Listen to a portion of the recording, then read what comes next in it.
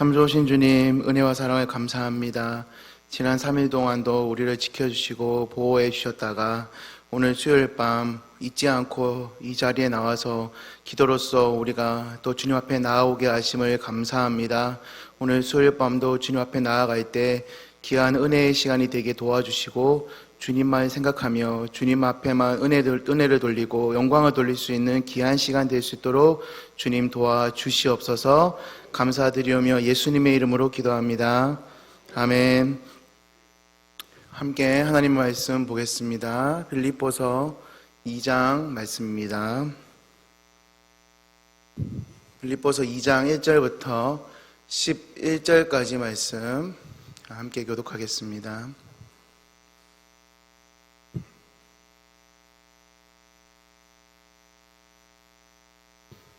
빌립보서 2장 1절부터 11절까지 말씀 한 절씩 교독하겠습니다. 그러므로 그리스도 안에 무슨 권면이나 사랑이 무슨 위로나 성령의 무슨 교제나 긍휼이나 자비가 있거든 마음에 같이하여 같은 사랑을 가지고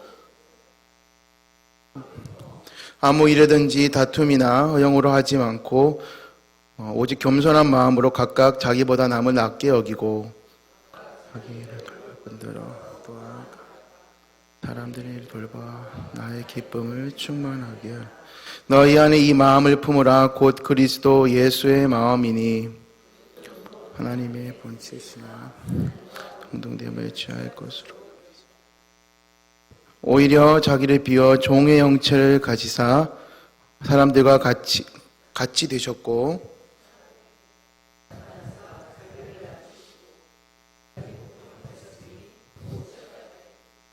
이러므로 하나님이 그를 지극히 높여 모든 이름 위에 뛰어난 이름을 주사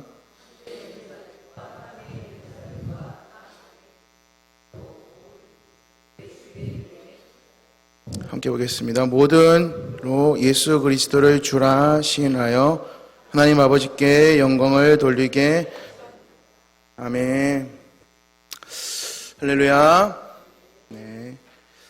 우리 성도들은 교회 예배에 나오고 또 소그룹에 참석을 하면서 또 이 예배를 드림으로써 공동체에 속하기를 많이 원합니다. 매주 예배에 나오고 소그룹에 모이고 또 예배를 드림으로 인해서 우리는 진정한 성도가 되었다라고 생각을 할 수가 있지만 그것이 진정한 공동체를 만드는 요소가 될 수는 없습니다. 왜냐하면 우리 마음속에 이미 바깥에서 이 우상을 섬기고 또 마음에 좋지 못한 습관들을 많이 묻어서 교회에 오는 경우가 참 많이 있기 때문입니다. 그래서 교회의 모임은 단지 이 개인들이 다른 사람 앞에서 자기에게 초점을 맞추는 장소가 될 수밖에 없는 안 좋은 습관이 자기에게 묻어질 수도 있기 때문입니다. 그래서 다른 사람에게 내가 한 주간 이렇게 살았다, 나는 정말 좋은 사람이다 라고 어떻게 보여지는, 인정받기 위한 장소가 될 수 있는 집단으로 바뀌어질 수 있는 안 좋은 공동체가 될 수도 있기 때문입니다. 그래서 이 교회 안에서 이 공동체로 살아간다는 것은 깊은 이 성찰과 값비싼 대가가 참 필요합니다. 예수를 믿는 사람들을 그래서 우리가 일컬어서 어떤 말로 부르냐, 우리가 잘 알다시피 이 그리스도인이라고 부릅니다. 그리스도인. 이 호칭은 여러분 잘 아시다시피 이 초대교회 당시에 사도들이 붙인 이름은 아닙니다. 그렇다고 초대교회 그 기독교인들 스스로가 내가 그리스도인이다 라고 붙인 이름도 아닙니다. 놀랍게도 이 그리스도인이라는 이 호칭은 바로 예수를 믿지 않는 사람들이 예수를 믿는 사람들에게 저 사람들 그리스도인이다 라고 붙인, 부른 이름이라고 합니다.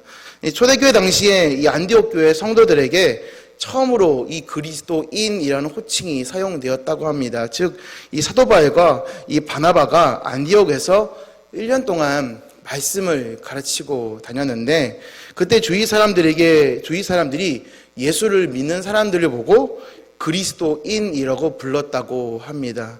그래서 그 호칭은 지금으로서 우리가 그리스도인, 예수를 믿는 사람이라고 우리가 알려져 있지만, 그 당시에 그리스도인이라는 호칭은 이 경멸의 뜻이고 멸시의 뉘앙스로 불려졌다고 합니다. 그래서 사도 베드로는 이 고난받는 이 성도들을 향해서 이 그리스도인으로서 고난받는 것을 부끄럽게 생각하지 말라라고 말했습니다. 그리스도인이라는 것은 영광스러운 이름이고 아주 존귀한 이름이기 때문입니다. 그래서 그렇게 권면하면서 그리스도인이라는 이름이 얼마나 영광스러운지 우리가 생각해 봐야 된다라고 사도 바울과 사도 베드로는 말씀을 하였습니다. 이는 초창기 기독교인들이 얼마나 그리스도를 닮아가기 위해서 애썼는지에 대해서 말씀해 주고 있습니다. 그래서 그리스도인이라는 것은 그리스도에게 속한 사람이라는 뜻으로 우리는 잘 알고 있습니다. 그래서 오늘 말씀에서 나와 있듯이 우리가 예수를 닮아가는 것, 예수님의 마음을 품는 것, 예수님 앞에 나아간다는 것은 그만큼 우리가 예수님 앞에 속해져 있는 것이 매우 중요하다는 것을 오늘 말씀 가운데 기록을 하고 있다는 것입니다. 우리의 말이나 행동은 바로 마음의 생각이 바깥으로 표현이 된 것입니다. 그래서 당연히 예수 그리스도가 이 본받아서 행하는 사람은 그 표현과 방식과 행동이 예수 그리스도를 닮아서 표현이 됩니다. 그래서 그리스도인이라는 사람들은 예수 그리스도를 닮아서 표현이 되지만 그렇지 않고 그렇게 나오지 않는 사람들은 그렇지 못한 모습들이 나오게 됩니다. 마음이 추한 생각을 품으면 말과 행동이 추할 수밖에 없습니다. 그리스도인들이 가져야 할 마음은 바로 오늘 말씀에 나왔듯이 예수님의 마음, 예수님의 그런 본성을 오늘 가져야 된다는 뜻입니다. 그렇다면 오늘 말씀에 나온 예수님의 마음은 어떤 마음을 품어야 할까요? 우리가 첫 번째로 알 수 있는 것은 저와 같이 한번 따라해 보도록 하겠습니다. 예수님의 마음은 겸손한 마음입니다. 네, 우리가 잘 알다시피 겸손이라는 것은 남을 높이고 자기를 낮추는 태도를 말합니다. 그래서 겸손한 마음은 항상 자기를 내세우지 않고 상대방을 높입니다. 그렇기 때문에 내 의견을 주장하기보다는 상대방의 의견을 듣고 존중하고 먼저 양보합니다. 제가 제일 못하는 것이 겸손인 것 같습니다. 그래서 상대방의 의견을 높이고 의견을 존중하고 먼저 양보하는 것. 네, 저는 참 이것이 참 부족한 것 같습니다. 그래서 많이 우리 목사님한테 배우고 있고 결혼해서 저희 아내한테도 많이 배우고 있습니다. 그래서 그렇다 해서 상대방한테 내가 부족하기 때문에 겸손하게 행동하는 것이 아닙니다. 마찬가지입니다. 남들 못지않게 지혜도 있고 능력도 있는데도 겸손한 사람이 있는가 하면 아무것도 내세울 것이 없는데도 교만한 사람이 있습니다. 그것이 오직 그 사람의 마음 상태에 달려 있는 것입니다. 기독교 공동체는 죄를 회개하고 그리스도를 믿는 사람들로서 이 은혜의 메시지, 이 복음의 메시지가 다 함께 공통적인 메시지로 고백하는 사람들이 모인 이 집단입니다. 그렇기 때문에 예수 그리스도께서는 이 하나님의 독생자로서 하나님 아버지와 동등한 본질을 갖고 이 자리에 계시기 때문에 우리는 다 그 예수 그리스도를 우리가 주로 시인하는 사람들로 이 자리에 모였다고 우리는 확신하고 저도 확신을 합니다. 그와 마찬가지입니다. 우리 공동체는 개별로 있는 것이 아니라 하나의 유기체로 이 자리에 모여 있는 것입니다. 그래서 이 우이동교회라는 하나의 유기체가 서로 각각 따로 노는 것이 아니라 하나의 공동체인 유기체로서 하나의 모습으로서 서로 도와주고 끌어주고 서로 당겨주는 유기체로서 가야만 교회가 건강하고 안정되게 간다라는 뜻입니다. 그래서 예수 그리스도께서는 이렇게 이 땅 가운데 인간의 몸으로 오셔서 제자들을 가르치시고 제자들을 세우시고 제자들한테 그런 양육을 하시면서도 너 따로따로 놀면 안 된다. 너는 그렇게 너희 마음대로 하면 안 된다. 하나의 모습으로 예수 그리스도의 마음을 닮아야 된다라고 그렇게 강조를 하셨던 것입니다. 그래서 요한복음 1장 1절부터 3절까지의 말씀에서는 이렇게 말씀을 하고 있습니다. 태초에 말씀이 계시니라 이 말씀이 하나님과 함께 계셨으니 이 말씀은 곧 하나님이시니라. 그가 태초에 하나님과 함께 계셨고 만물이 그로 말미암아 지은 바 되셨으니 지은 것이 하나도 그가 없이는 된 것이 없느니라 라고 말씀을 하고 있습니다. 하나님께서 사람이 되셨으니 이보다 더한 겸손이 어디 있겠습니까? 그뿐 아니라 예수 그리스도께서는 하나님 아버지의 뜻에 복종하셔서 잘 아시는 것처럼 십자가에 달려 돌아가시는 수모, 이 고난을 겪으셨던 분이십니다. 그래서 이 같은 주님의 은혜를 받은 그리스도인들은 당연히 예수 그리스도의 마음을 본받을 수 있어야 합니다. 마찬가지입니다. 예수님의 마음, 그리고 우리가 어릴 때부터, 저도 어릴 때부터 교회 가면은 예수님의 마음을 품어야 된다, 예수님의 마음을 따라야 된다, 주님과 같이 걸어가야 된다라는 말을 많이 들었습니다. 그래서 전도사님이나 목사님이나 선생님이나 교회 가면은 예수님을 따라갈래요, 예수님의 마음을 본받는 어린이가 돼야 된대요, 그런 마음을 많이 들었습니다. 그런데 우리가 정말 그렇게 예수님의 마음을 닮는 것, 그게 솔직히 우리가 실생활에서 예수님의 마음을 닮아간다는 것은 우리가 실천하기가 참 쉬운 것이 아닙니다. 에덴 동산에서 사탄이 인류의 조상 아담과 하와를 넘어뜨린 비장의 무기가 바로 이 예수님의 마음을 닮지 못하게 하는 것이었습니다. 처음에는 예수님의 마음을 닮아가고 주님과 동행하는 이 아담과 하와가 결국은 교만과 불순종이라는 덫에 걸려 넘어지고 말았던 것 우리는 잘 알고 있습니다. 오늘날에도 이 죄악된 것과 주님을 따르지 못하게 하는 것, 이 교만하는 이 죄악된 것들은 우리를 넘어뜨리려고 우리를 호시탐탐 노리고 있습니다. 이에 대해서 야고보서 4장 1절에서는 이렇게 말씀을 하고 있습니다. 너희 중에 싸움이 어디로부터, 다툼이 어디로부터 나느냐? 너희 지체 중에서 싸우는 정욕이 정욕으로부터 나는 것이 아니냐라고 말씀을 하고 있습니다. 이 교만한 생각, 이 죄악된 생각, 불순종의 마음, 이런 것들은 예수님의 마음을 닮아갈 수 없게 만드는 가장 죄악된 본성 중에 하나입니다. 마찬가지입니다. 솔직히 인간이란 사람은 바로 이 내가 더 좋은 것을 얻기 위해서 노력하기 때문에 예수를 믿는다고 하면서도, 주님을 따라간다고 하면서도 나의 것을 더 챙기려고 하고 나의 것을 더 가져가려고 하는 습성이 어쩔 수 있기 마련입니다. 그렇기 때문에 그것이 내 삶 가운데 더 많이 있느냐, 더 많이 내가 더 갈구하느냐, 그것 때문에 사람과 다투고 싸우고 그것 때문에 슬퍼지고 힘들어지는 게 우리가 살아가는 세상의 단면일 수밖에 없습니다. 그래서 하나님의 은혜를 힘입은 사람들은 어떻게 해야 됩니까? 바로 우리 교회의 모든 사람, 우리 성도들의 모든 부분이 예수 그리스도를 닮아가는 부분이 곳곳에 있어야 된다는 뜻입니다. 하나님의 은혜를 힘입어 지금까지 이 우리 의동교회는 믿음의 공동체로 성장해 왔다고 저는 확실합니다. 그래서 이 57년, 58년 이렇게 오랜 기간 동안 교회가 안정되게 또 예수님을 믿고 성도들이 또 주님을 섬길 수 있었던 이유는 바로 변함없이 주님을 섬기고 예수님의 마음을 우리가 따라왔다라고 저는 믿어 의심치가 않습니다. 이를 위해서 교회의 지체인 우리가 각 사람이 이 겸손한 마음을 품고 오늘 본문의 2장 3절 말씀처럼 아무 일이든지 다툼이나 허영으로 하지 않고 오직 겸손한 마음으로 남보다 남을 낮게 여길 수 있어야 합니다. 교회에서는 신앙 연조가 오래될수록 또 직분이 좀 중할수록 섬김을 받으려 하지 않고 이 형제들을 섬기는 자리에 설 수 있어야 됩니다. 그래서 이것이 세상과 하나님 나라의 차이점이 될 수 있습니다. 예수의 마음은 바로 이 겸손한 마음에서부터, 오늘 말씀에 나온 겸손한 마음에서부터 시작이 될 수 있습니다. 예수님의 마음, 이 겸손한 마음을 본받아서 주님의 몸된 교회에서 덕을 세우시는 모든 성도님들이 될 수 있기를 간절히 소망합니다. 두 번째로 우리가 알 수 있는 것은 다시 한번 따라해 보도록 하겠습니다. 예수님의 마음은 사랑의 마음입니다. 예수님께서는 겸손의 마음을 가지셨을 뿐만 아니라 이 사랑의 주님입니다.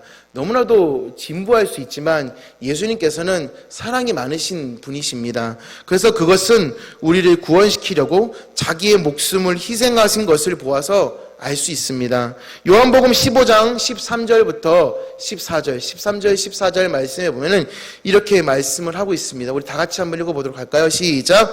사람이 친구를 위하여 자기 목숨을 버리면 이보다 더 큰 사랑이 없나니 너희는 내가 명하는 대로 행하면 곧 나의 친구라. 아멘. 주님께서는 그를 믿는 우리를 친구로 여겨주셨으며 또한 우리를 위하여 목숨을 버리셨다라고 말씀을 합니다. 사람은 이 누구나 자기 목숨 귀한 줄을 압니다. 그렇기 때문에 어떠한 이 위급한 상황이 생기거나 내가 어떤 위험한 상황에 처해졌을 때 어떤 다른 사람의 목숨을 구하는 것보다 내 목숨을 내 위급함을 벗어나기 위해서 제일 먼저 노력을 합니다. 마찬가지입니다. 그러나 주님께서는 그런 삶을 살아가지 않으시고 제일 먼저 자기 목숨을 버리셨던 분이십니다. 다른 사람의 목숨을 구하셨던 분이 아니라 제일 먼저 첫 번째로 자기의 목숨을 버리신 다음에 다른 사람의 목숨을 살리셨던 대표적인 인물이라고 할 수 있습니다. 그렇기 때문에 어릴 때부터 아이들에게 또 우리 어린 청소년들에게 이 복음을 가르칠 때 예수님은 그러셨던 분이다. 너희들은 너희 밥그릇만 찾지 예수님은 그러셨던 분이 아니다 라고 이렇게 많이 가르칩니다. 그러면 아이들이나 교회 처음 온 사람들은 잘 모릅니다. 어떻게 예수님은 그러실 수 있어요? 왜 십자가에 달려 돌아가셨어요? 왜 죽으셨어요? 라고 물어보는 사람들이 종종 있었습니다. 그러나 이처럼 예수님께서는 사랑으로서 자기의 모든 것을 가장 먼저 버리셨던 그 사랑의 주님임을 우리는 다시금 생각하면서 오늘 말씀을 생각해보고 상고를 해봐야 될 수 있습니다. 그래서 주님은 말씀과 같이 온천을 준다 한들 이 모든 것을 내가 목숨과 바꿀 수 없다 라는 것이 우리의 모습이지만 예수님께서는 그렇게 하지 않았다라고 말씀합니다. 바울은 로마서 12장 5절에서 그리스도 몸 안에 한 몸이 되어서 서로 지체가 되었다라고 말씀합니다. 바울은 이 서로가 모든 사람이 서로 팔다리와 기관이라고 말씀을 하고 있는데 여러분은 사람들에게 눈이고 팔이며 심장이고 모든 우리 우이동교의 모든 성도들이 각각의 기관이며 역할을 하고 있다는 뜻입니다. 지금도 예수 그리스도께서 이 사랑의 음성으로 우리 모든 사람들을 이 시간에도 부르고 계십니다. 그리고 나의 마음, 예수 그리스도의 마음을 닮으라고 이 시간에도 말씀하고 계십니다. 우리는 저들 예수를 믿지 않는 바깥에 있는 많은 예수를 믿지 않는 사람들을 위해서 예수님의 마음을 전달해야 될 의무가 있습니다. 왜냐? 우리는 먼저 예수를 믿었던 사람으로서 우리는 그런 마음을 가지고 예수의 마음, 예수님의 겸손, 예수님의 사랑을 전달해야 될 의무가 있는 것이죠. 그래서 오늘 말씀 가운데 베드로전서 4장 8절에 이렇게 말씀을 하고 있습니다. 무엇보다도 뜨겁게 서로 사랑할지니 사랑은 허다한 죄를 덮느니라 라고 말씀합니다. 이 말씀 통해서 우리가 알 수 있는 것은 그만큼 예수님의 사랑, 예수님께서 우리 가운데 오셨던 이 놀라운 사랑이 우리 가운데 얼마나 대단하고 우리 가운데 덮고 있는지에 대해서 살펴볼 수 있다는 뜻입니다. 예수님 당시 바리새인들은 세리들이나 비천한 신분들의 사람들을 죄인이라고 하면서 멸시를 했습니다. 그만큼 예수님의 사랑을 제대로 느끼지 못했다라는 뜻이죠. 우리가 주님의 사랑을 받은 것은 그만한 자격이 있던 것이 있어서 받은 것이 아닙니다. 우리에게는 주님의 사랑을 받을 만한 아무런 자격이나 공로가 없지만 주님께서 일방적으로 사랑을 베풀어 주셨습니다. 우리는 이 같은 사랑을 아가페라고 합니다. 그래서 아가페 사랑은 자격을 따지지 않고 주는 놀라운 예수님의 마음이고 예수님의 사랑입니다. 오늘 이 자리에 계신 모든 성도들에게 이런 놀라운 예수님의 마음과 사랑이 다 흘러넘치기를 예수님의 마음으로 간절히 바랍니다.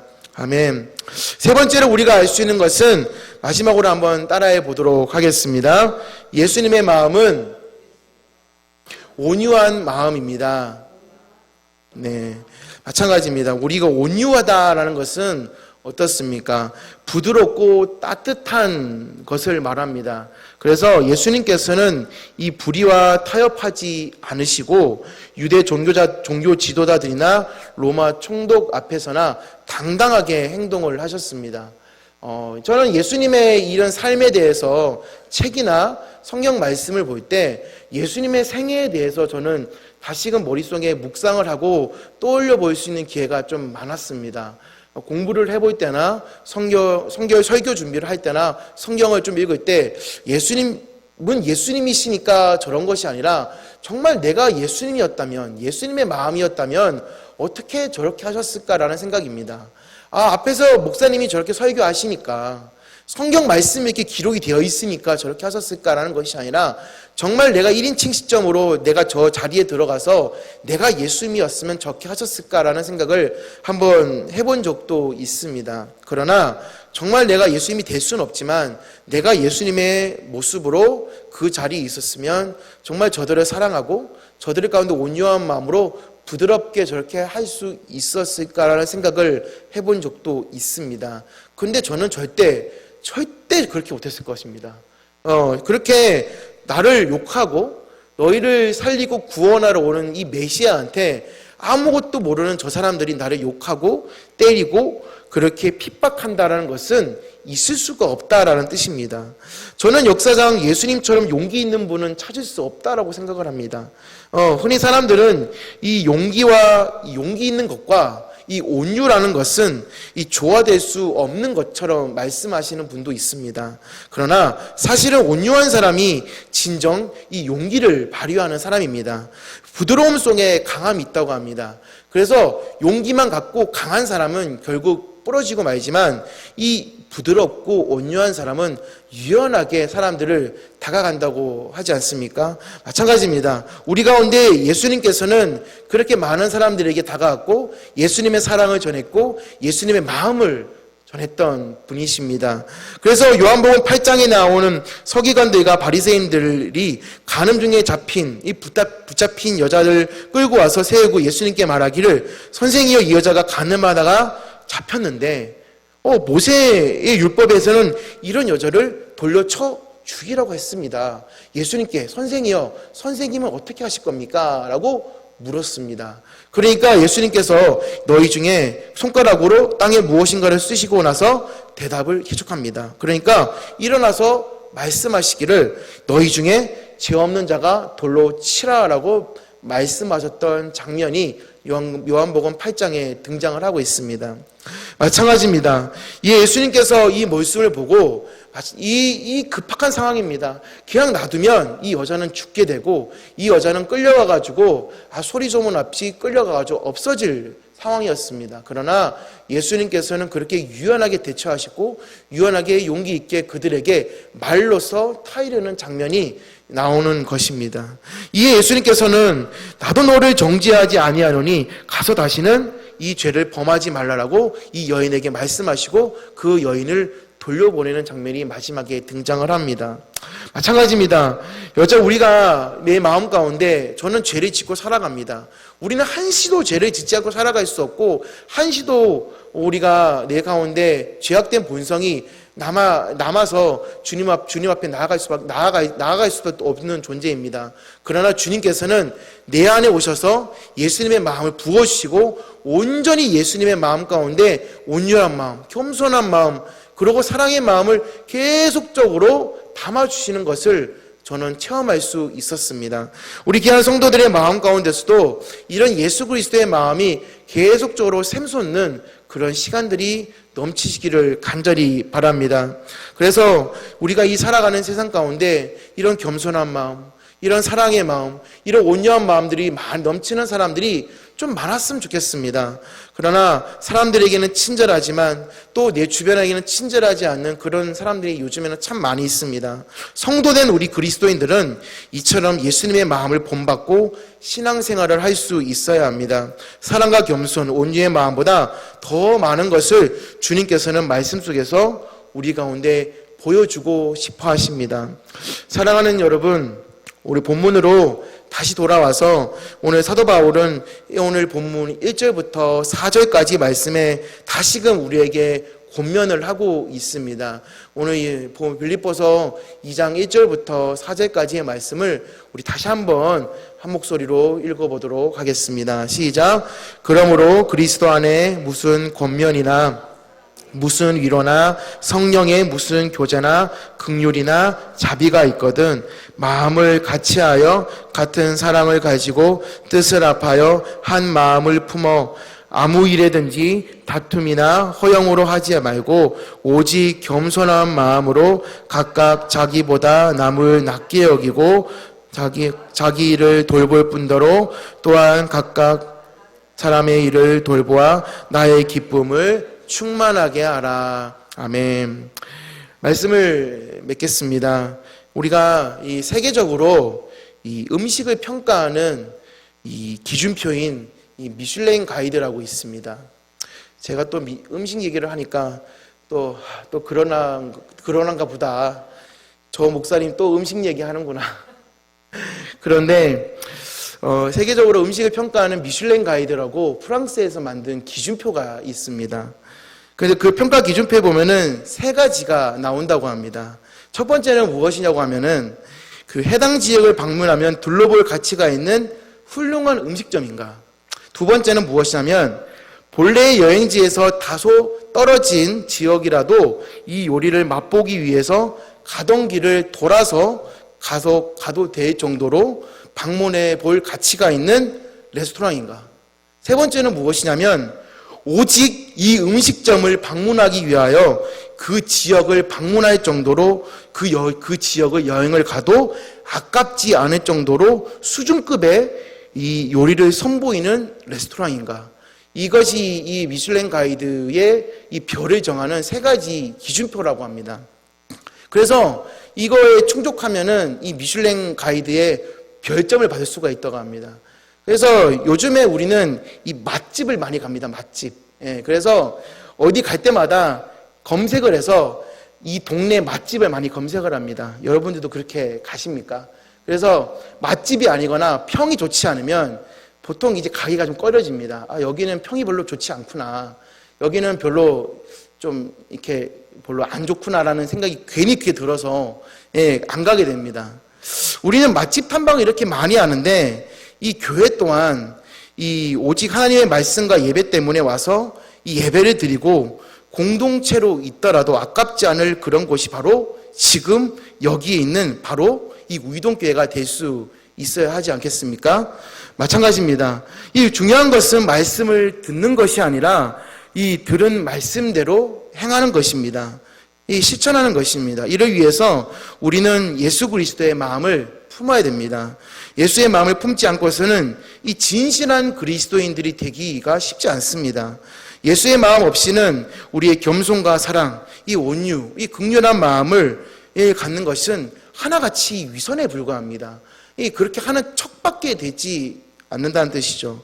그리고 우리가 오늘 여기 모인 모든 성도들의 마음 가운데 예수님의 마음을 본받아서 우리가 성도들을 대하고 내 옆 사람을 대하고 내 가족을 대하고 또 믿지 않는 사람들을 대할 수 있는 그렇게 해서 우리 우이동교회 모든 성도들 교회가 아름답게 세워져 갈 수 있는 귀한 성도들이 될 수 있기를 예수 그리스도의 이름으로 간절히 축복합니다.